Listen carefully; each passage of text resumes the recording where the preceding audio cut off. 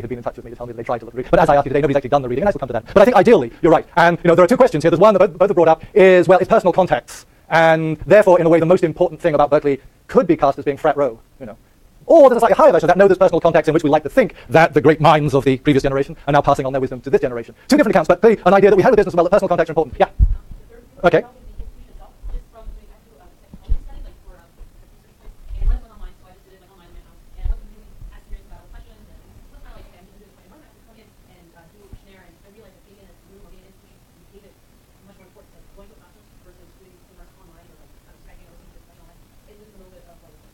Okay, that's a very important point, and I want you to bear that in mind as we go on a bit, is the institutional question, and what role does the institution play, rather than simply the content of the courses. Now, one thing that if you suggest is there's a kind of, there's an important factor, the institution brings people together, and that we suggest is very important, that the institution has a certain intimidating factor that perhaps makes people get to work earlier, think about doing it ahead, in some ways shape up a little more because it's inside this institution. So these are sort of to bear in mind, but just quickly to go on first, I mean, we have met, in fact, in this class, various predictions that actually doesn't matter anymore. I mean, Griffiths said, and this should have, as I said to you before, is, what you can all pray for, that you will never have to read history again. Now, he said it a little while ago, but still, the hope is there, and these are actually the slides that I picked up from that earlier class, saying we'll be talking about this later because it seems to me it's particularly important for you, but also for me. Jeff and I are employed here. This place disintegrates. We'll be out on the street. But look, from the 1930s, RCA said, look, we're going to have this People's University of the Air, and there'll be so much more available on the air that, Khan Academy, in fact, this is already the number is higher, but 37 million.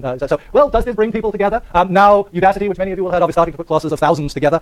So there are ideas that you can do without. Now, that important question, well, we can do without the institution, or does the institution perhaps need to exist, but does it no longer need to be in a place? Or as somebody suggested, no, there are issues of the place. I should say again, because I mentioned this before, that this has a long history in, indeed, the notion of university extension. Again, in the UK, they were introduced for a couple of reasons in the 19th century. One was simply because universities were so restrictive, and many of them actually made you not only did you have to be male, but you had to take, or suggest that you took religious orders at the end of the. So people began, and Marshall was among them, to develop these courses so that other people would have access. But as I said, he was reluctant to see that people got degrees for that. So with that intuition, that I think some of you voiced then, that maybe you can go through the courses, but it isn't the same thing, and therefore perhaps you shouldn't end up with the same credential as you go through. And then in the UK, going online first through television and online, things like the Open University, which has been enormously successful. There are, of course, long antecedents to this. You may remember that Blake earlier on talked about whether this was a kind of the Athenian Mercury was in some ways a kind of open access education. Anyone could ask questions, anybody could write in some sense, get a response to what their questions are. Certainly when we move into the computer, very early on, there were lots of attention given to producing computers, and the idea that the computer would simply educate you, and you wouldn't have to come in touch with people like Jeff and me. You could just deal with the computer. And you've got lots of very touching pictures of children sort of working out on the computer, and people like Zoops made these predictions, that you will have online far better resources, and we looked at this earlier in the semester. And then, again, going back to that useful phrase that Marshall and Jeff gave us, the free market, you get all these competitors. You get Kaplan, before that you get Phoenix, saying, look,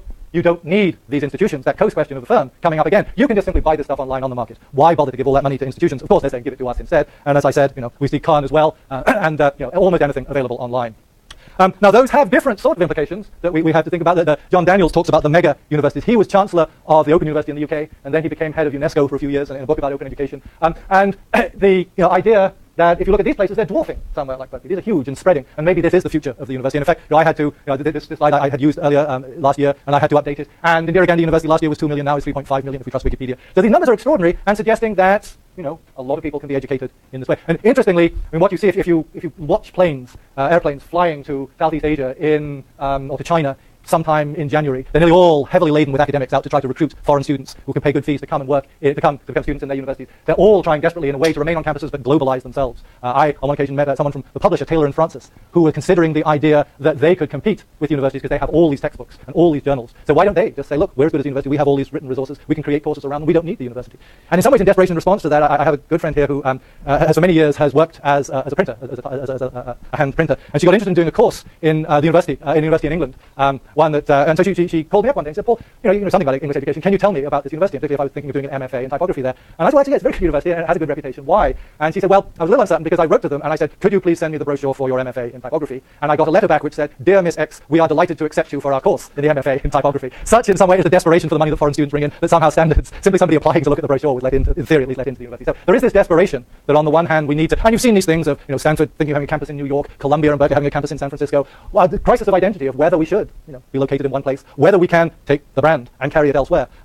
And again, the question to which these units are in competition with each other, or they should in fact be forming all sorts of alliances. And these alliances, I think, are in part driven just by fear of the technology itself, but also fear of what other people are providing, whether it's Khan or whether it's Phoenix. And so these people are all starting to form consortiums where they will work together. And of course, there are other alternatives. One celebrated alternative is that lie in bed at 9:30 every morning, and when you get up in the afternoon with luck, you can just listen to the course online.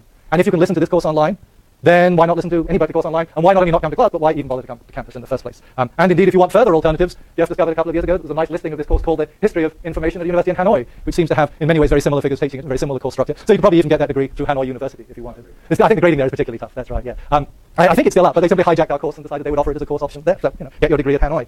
And so there are lots and lots of people who are saying in different ways and repeatedly that the university just doesn't have a place anymore. And some predicting that you're among the last generation that will go through in the way that, and in many ways the way you have gone through university, believe it or not, is not all that unlike the way I went through university or Jeff went through university, but are you the end of an era in some ways? Bill Baumol, who's a very good economist, wrote a nice essay about universities, not only universities, also the health service, but he called it one of the stagnant services. And it's not, once you've been called stagnant, you don't feel very good about your life. You'll wake up in the morning and say, great, I'm on the stagnant services. His point was an important one, and it's one that you, I'm sure, have heard again and again, is that if you look at most things in the world, computers, cars, whatever, the price keeps dropping, but if you look at universities, the price keeps going up and up and up. And is that tenable on one hand to have this one sector, and health services too, where the price is always rising, where for everybody else, everything else is falling? Why is that happening? And if that is essential, can we simply replace it with this technology that gets cheaper and cheaper and cheaper so we don't have to pay those fees? Anyone have ideas about why? I mean, Baumol in some way is defending these sectors, saying it's actually inherent in the it's not that they're price gouging, though I'm not saying that's not always true. But university fees aren't going up simply out of price gouging, but compared to everything else, they're going up for some reasons that we've actually heard when some of you have said why university is worthwhile. Any thoughts on what those ideas are, as you're the ones that are paying? And you know they're getting more expensive. Have you seen any convincing reasons for why you're being asked to pay more all the time, other than the state is refusing to put up money? Yeah. I mean, one reason that I've heard that is that this company that's like a way that with one will actually be available, like in the university scale, one will like money that will still be conflict. Right, so one is that, well, yeah, we may raise the fees, we're not quite saying why, but that's partly because we give an awful lot more people financial aid, and that was almost a nice picture of trust subsidy. If we charge the wealthy more, then we'll be able to bring in the poor. It's not entirely convincing, but it's one they like to put forward. You were, yeah. Oh, you scratch your head, sorry, yeah. But demand is pushing things up, and that's something that things like Khan, or not so much Khan, things like Phoenix is saying, look, we can do this in the market, and the market will drive down prices, yeah, but. Okay. If only it were more, if only it were more. And indeed, I mean, with the American system, I don't remember the figures, but it was not, some years ago I looked and it was something like the top 50 universities are the only ones who actually don't implicitly accept everybody that applies. So competition is in a fairly narrow niche. I mean, don't trust that number, but it's something like that. Of the 3,000 degree-giving institutions, there's a fairly small number where there's real competition. For others, more or less anybody who applies can get in. But still, it's an important point. I mean, and it's one of those perverse questions. Someone says, well, there's a lot of competition, therefore the price goes up, which is kind of counterintuitive because competition is meant to drive it down. But yeah.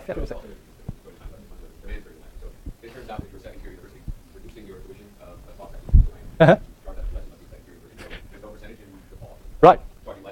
Put up your fees and people will think better of you. So that's why they do. Mike. I mean, I guess no matter who, exactly, so in theory, especially every institution, we're supposed to have access to, take part in billion dollar research projects, things that other professors are working on, and that money has to come from somewhere. I mean, that's why most universities have multi-billion-dollar endowments. Why Berkeley can't figure it out is a separate question. But I mean, in theory, that money's contributing to the other types of places you have access to whatever else is going on at the university. And indeed, I mean, it's an important point, but behind that is a point which Michael and others brought up earlier, is one reason that universities seem important. In fact, is those personal connections all over again. And so, of course, if you have to pay people salaries, because that's what the payers want is contact with people, not contact with machines. Whereas the price of machines can be driven down over time, you're still basically faced with, you can't lay off half the faculty and still offer those services of contact to the faculty. So the sort of things that drive down price elsewhere don't drive them down here. So when Toffler, Drucker, Chambers, who head of Cisco, and Bill Gates, they're all sort of saying that the university is dead. One of the visions of the university being dead came up in the 1990s with IBM with this advertisement, part of a series called Solutions for a Small Planet. It was a wonderful advertisement, beautiful series, filmed in a vineyard in Italy, and in fact the people were speaking Italian, beautiful setting, etc., etc. And you had subtitles for those who hadn't got their Italian degrees to follow along. And the old man is walking with a young girl, but there's a complete role reversal because he says, well, I finally finished my doctoral thesis. And the girl goes, way to go, Gramps. He says, yeah, I did my research at Indiana.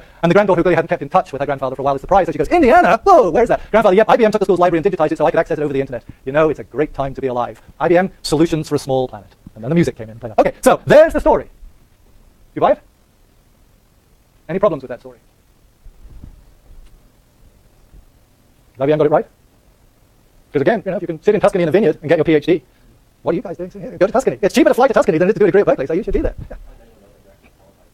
Right. So how does anyone know? That brings back that question of the institution again. Is just having access to the library all that you need to do this? Yeah. Right.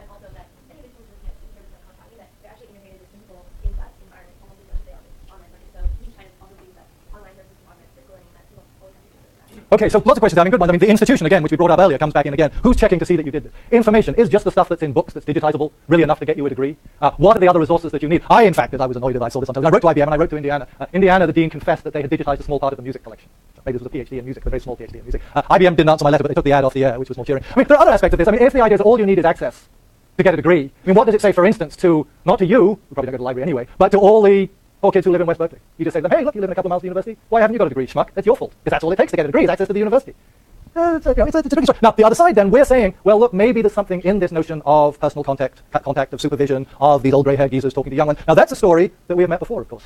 because that's what Vitessimus Knox, when he brought up, as we learned in the first class, this notion it's the age of information. He said, yeah, but there are all these books around, it is an age of information, but actually, he says, it's a well-known truth that the same precepts inculcated by a living instructor, that's me, that's Jeff, adorned by proper oratory, and of course mine is proper, enforced by a serious authoritative manner, which mine is, has a powerful effect which is not to be experienced. So in the 18th century, people were saying very much what you're saying now. And indeed, not only in the 18th century, you may remember that Plato, in the Phaedrus, said, books aren't going to do it, that what you need is someone who can talk to you, because books won't answer back when you ask them questions. So the very answers that you've given now, in part because you followed the instruction of this course perfectly, are in fact ones that we talked about at the beginning of the class, and that go back 3,000 years, despite the technology.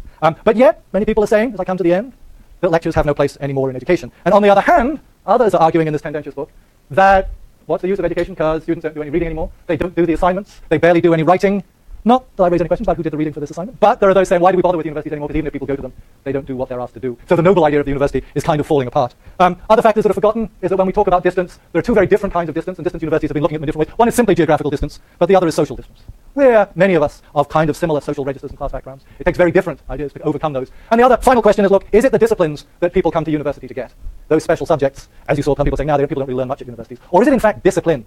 Is it in fact being forced to get up at 9:30 in the morning? And is it in fact being asked to do homework? That in fact is what employers want from you, and that's what they look for in the degree. The nice article about high school, about why equivalent degrees are not equivalent.